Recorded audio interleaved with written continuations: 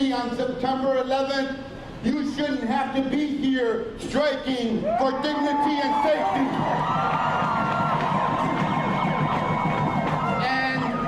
And that's why I stand with you today.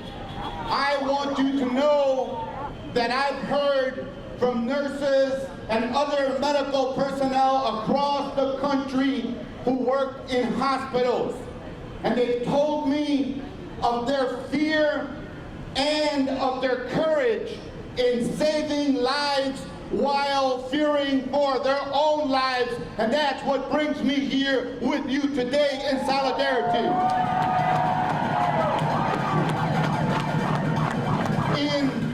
In the city that gave the world the 8-hour day and that did away with child labor, you should not have to strike to negotiate a fair deal for the members of your union. And especially during a pandemic, you should not have to be forced to work unreasonable work shifts that put your lives at risk while you save the lives of our loved ones in our community. So, understanding the issues that are at play in this conflict, I stand with you, and I do so remembering Joyce Faculas LeBlanc and Maria Lopez.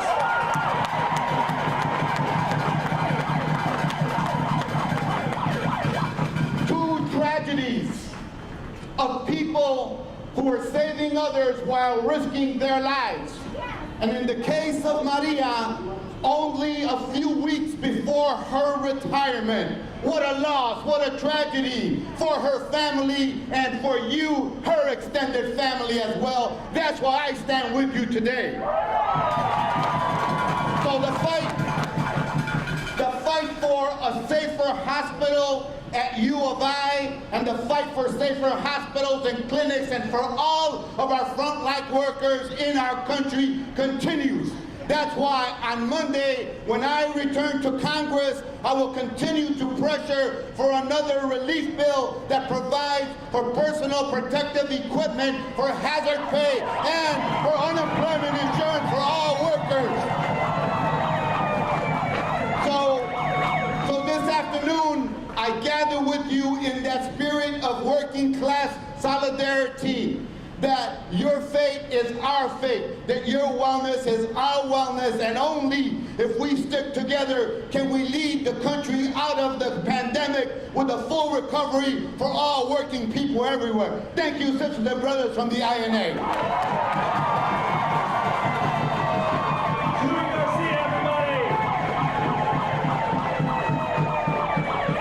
Julie, thank you so much. Thank you for spending time with us today on your very busy schedule.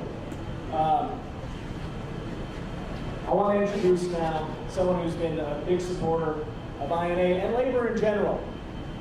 The AFL-CIO Secretary-Treasurer, Pat Devaney.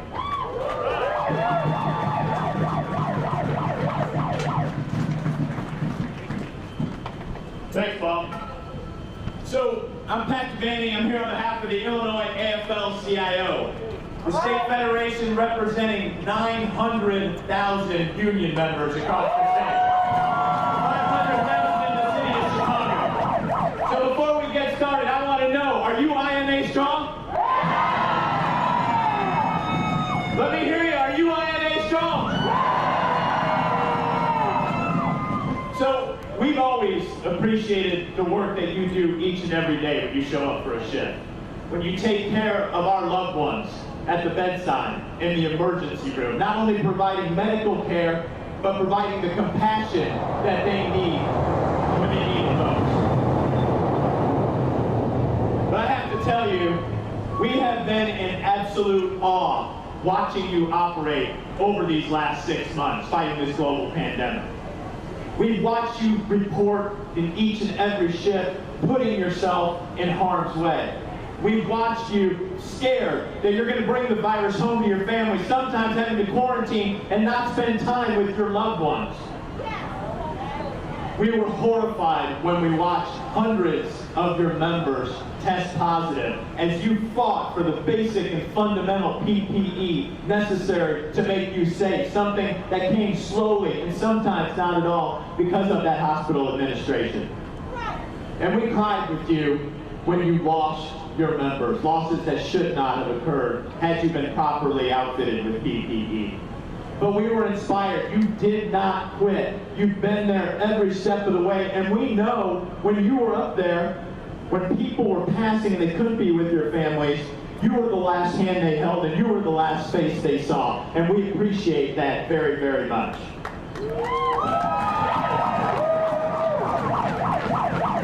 So all along the way, you've been called heroes, right?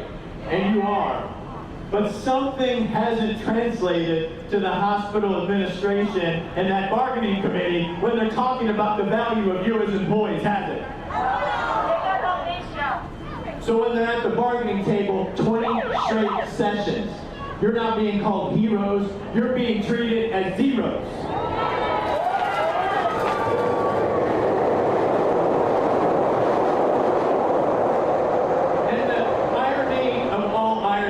Is that the issue that's most important to you isn't even about you and your families. It's about staffing and having enough of you to adequately take care of your patients in the manner they deserve. That's something that everyone should respect, and the hospital administration should be ashamed of themselves for not going along with you and agreeing to that.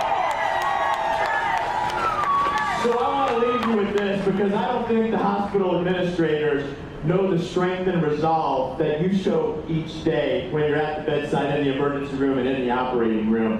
But I know, looking out at this crowd, seeing you on a rainy day, are you ever going to stop fighting for your patients' rights? Are you ever going to stop fighting for your patients' safety?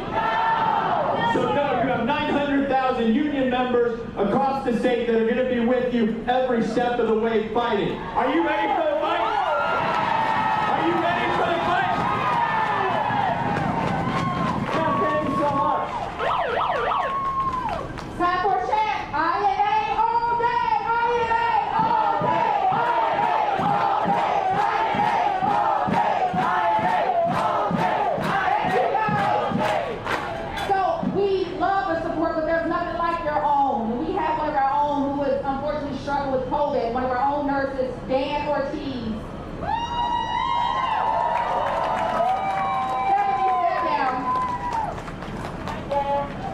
Good morning, nurses. How are we feeling? I said, good morning, nurses. How are we feeling? I was hired here 2 years ago. As a new nurse, you expect administration to have your back. You believe they're going to give you everything you need, that they believe that patient care is first. And then you start seeing the system, you start seeing the politics, you start seeing, well, nurses are supposed to save lives, right? When the pandemic happened, what did we do? What did we do? The nurses saved lives. Administration asked us to save lives, and we did that. We asked administration for masks, and they said no. We asked administration for masks, and they said no. Okay, and that's when I got sick. Because I cared for my patients. I knew it was right to be in those rooms, even though I was scared, even though I got my wife sick. We made that decision together. I work here, and I care for these patients. This is my family in that hospital, and I'm not going to let administration teach them like crap. Those are our patients we have here. Those are our family members we're taking care of. And administration is going to respect us because they call us heroes. And we are heroes. What are we? Heroes! Administration, you hear that? We are heroes! So I leave you with this. At the beginning of the pandemic, they asked us to save lives, and we saved lives. We asked them for masks, and they told us to recycle the masks we had. Remember that every day of this week that we need to be here. We're on strike for a reason. We're not here for money. We didn't ask them for money. We asked them to give us what we need to protect our patients. INA, thank you for everything you do.